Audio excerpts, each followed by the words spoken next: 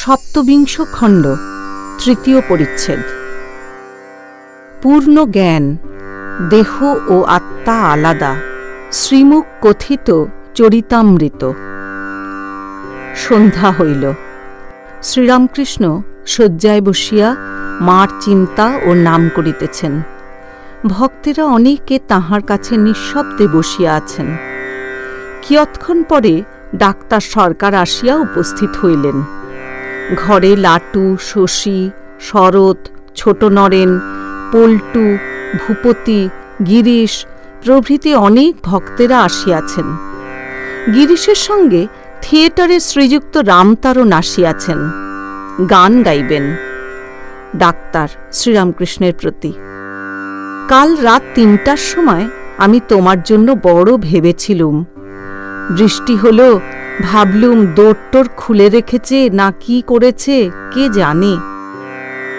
শ্রীরামকৃষ্ণ ডাক্তারের স্নেহ দেখিয়া প্রসন্ন হইয়াছেন, আর বলিতেছেন, বলো কি গো, যতক্ষণ দেহটা আছে ততক্ষণ যত্ন করতে হয়, কিন্তু দেখছি যে এটা আলাদা।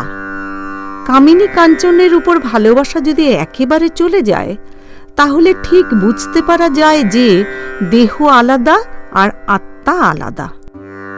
নারকেলের জল সব শুকিয়ে গেলে মালা আলাদা, শ্বাস আলাদা হয়ে যায়। তখন নারকেল টের পাওয়া যায়, ঢপর ঢপর করছে। যেমন খাপ আর তরবার, খাপ আলাদা, তরবার আলাদা। তাই দেহের অসুখের জন্য তাকে বেশি বলতে পারি না। গিরিশ: পণ্ডিত শশধর বলেছিলেন, আপনি সমাধি অবস্থায় দেহের উপর মনটা আনবেন, তাহলে অসুখ সেরে যাবে। ইনি ভাবে দেখলেন যে শরীরটা যেন ধ্যাড় ধ্যাড় করছে। শ্রীরামকৃষ্ণ: অনেক দিন হল, আমার তখন খুব ব্যাম। কালীঘরে বসে আছি, মার কাছে প্রার্থনা করতে ইচ্ছা হল, কিন্তু ঠিক আপনি বলতে পারলাম না। বললুম, মা, হৃদে বলে তোমার কাছে ব্যামোর কথা বলতে। আর বেশি বলতে পারলাম না। বলতে বলতে অমনি দপ করে মনে এলো সুসাইড, এশিয়াটিক সোসাইটিজ মিউজিয়াম। সেখানকার তারে বাঁধা মানুষের হাড়ের দেহ, অর্থাৎ স্কেলিটন। অমনি বললুম, মা, তোমার নাম গুণগান করে বেড়াবো, দেহটা একটু তার দিয়ে এঁটে দাও সেখানকার মতো। সিদ্ধাই চাইবার জো নাই। প্রথম প্রথম হৃদে বলেছিল, হৃদের আন্ডারে ছিলাম কিনা, মার কাছে একটু ক্ষমতা চেয়েও। কালীঘরে ক্ষমতা চাইতে গিয়ে দেখলাম ৩০-৩৫ বছরের রাঁড় কাপড় তুলে ভড়ভড় করে হাঁকছে। তখন হৃদের উপর রাগ হল, কেন সে সিদ্ধাই চাইতে শিখিয়ে দিলে।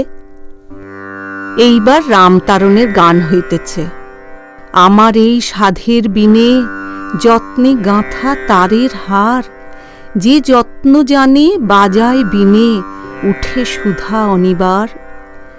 তানে মানে বাঁধলে ডুরি, শত ধারে বয় মাধুরী, বাজে না আলগা তারে, টানে ছিঁড়ে কোমল তার।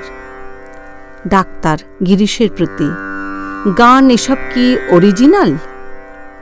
গিরিশ: না, এডউইন আর্নল্ডের থট, আর্নল্ড সাহেবের ভাব লয়ে গান। রামতারণ প্রথমে বুদ্ধচরিত হইতে গান গাইতেছেন। জুড়াইতে চাই, কোথায় জুড়াই, কোথা হতে আসি, কোথা ভেসে যাই, ফিরে ফিরে আসি, কত কাঁদি হাসি, কোথা যাই সদা ভাবি গো তাই।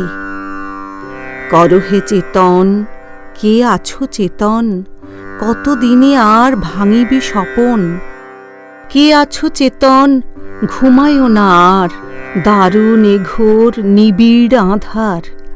কর তম নাশ, হও হে প্রকাশ, তোমা বিনে আর নাহিক উপায়, তব পদে তাই শরণ চাই। এই গান শুনিতে শুনিতে ঠাকুর ভাবাবিষ্ট হইয়াছেন।